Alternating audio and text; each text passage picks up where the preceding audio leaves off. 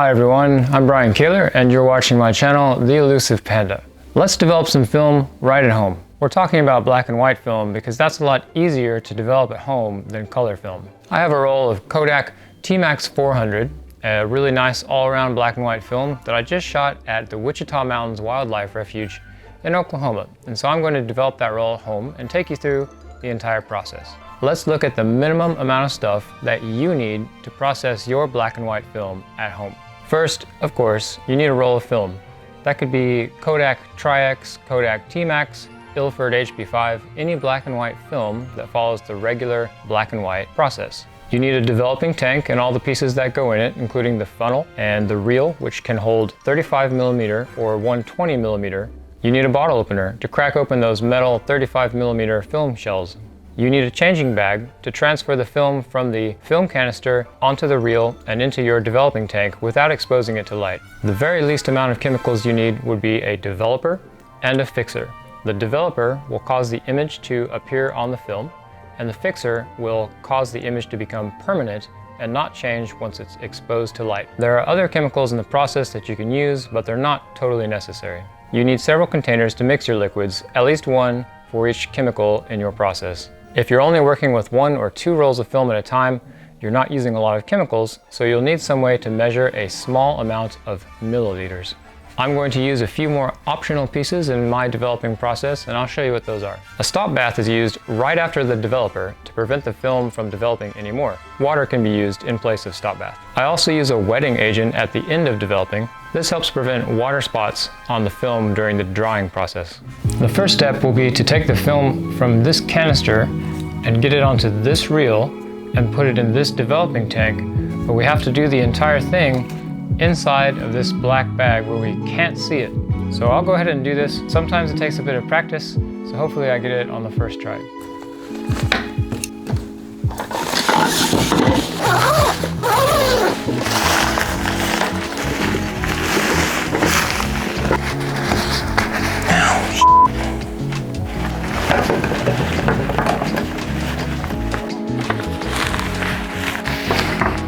Finally.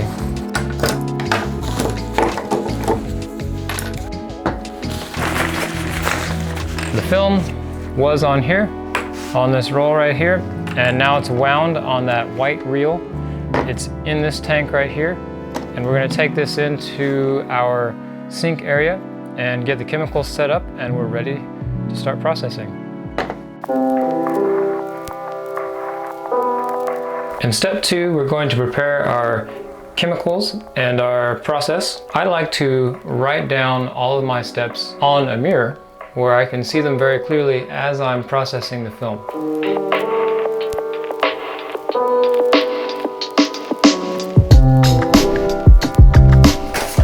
Developer, stop bath, fixer, a water rinse, and the wetting agent for the water spots.